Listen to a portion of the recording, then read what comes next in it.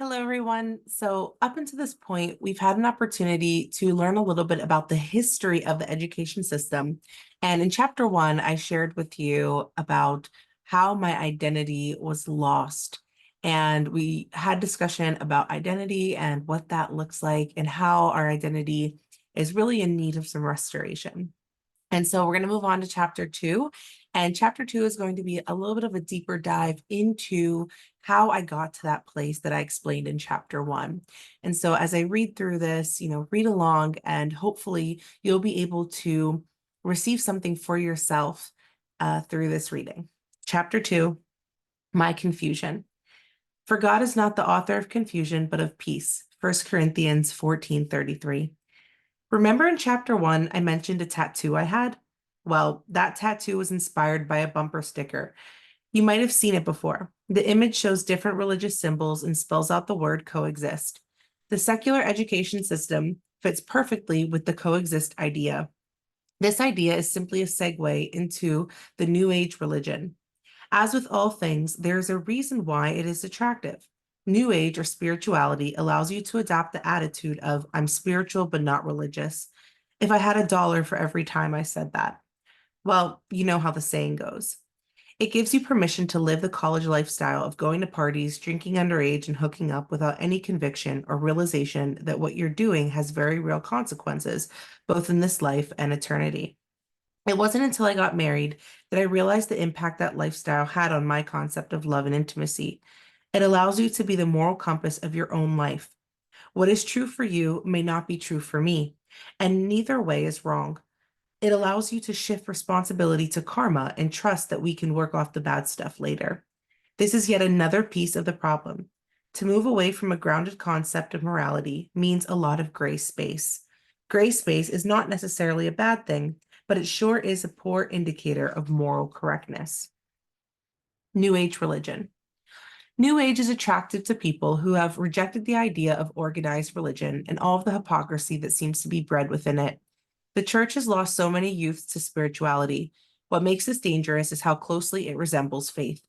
Jesus is no longer your savior, but an ascended master who is sent to lead the way. He is not the only ascended master. Krishna, Buddha, Muhammad, and others have also evolved into a state of perfected godhood. The New Age religion also teaches that you too are a god. You see, the serpent doesn't come up with new tricks, he just manipulates the same lies. In the same way that Eve was promised to be a god, this belief system teaches that you are divine and can tap into Christ consciousness. Sounds attractive so far. At the time, I believed it was impossible for us to really know the answers. I did not believe there was a God in the way that we were taught. God was a metaphor for the universe. God was a force, and from this force came life planets, stars, aliens, and humans. I believed in reincarnation, that our soul was constantly evolving and we had unlimited chances to get it right until we attained godhood.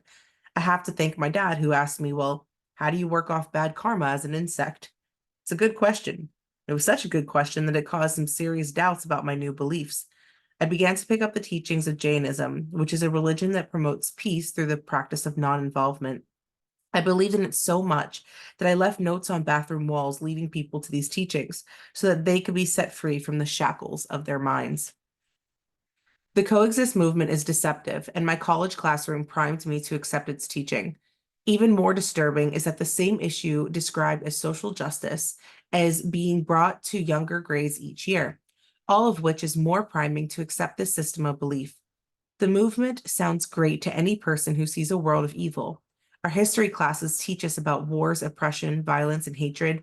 Media outlets are constantly showing us worldwide atrocities. So, of course, my next natural question is, why does a God that loves allow such atrocities? Students are not being taught that God is the answer. These issues are constantly presented. God is evil for letting them happen, and so it is up to humanity to solve the problems.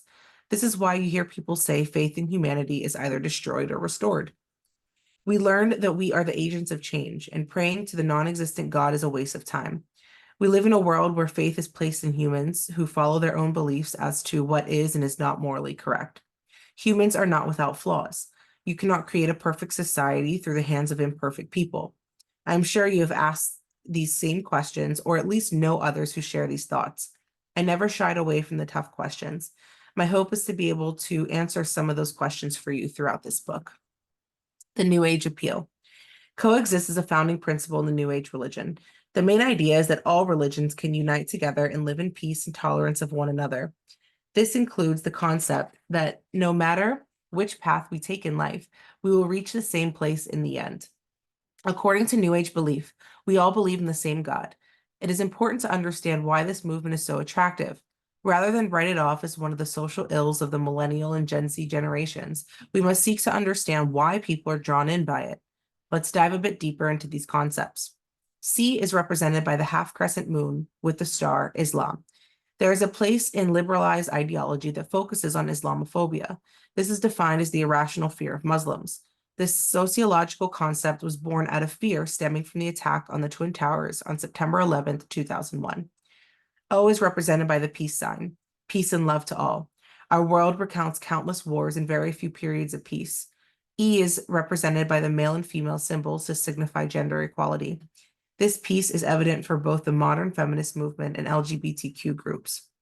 X is represented by the Star of David, which connects to the Jewish nation. We learn about the atrocities that took place during World War II and historical accounts of anti-Semitism. I and S are represented with the Wheel of Dharma and the Yin Yang. Buddhism and other Eastern esoteric philosophies have become very popular in recent years. The practice of yoga and meditation has spread throughout the Western world and is offered in schools, private studios, and the workplace, a practice that many do not realize has deeply rooted spiritual implications. T is represented by the cross of Christianity. I have read countless books and learned in history the role that Christianity has played in the world. According to the secular humanist curriculum, unfortunately, mankind has used the name of Christianity for personal gain, and rarely have I heard stories of someone truly reflecting the nature of Christ.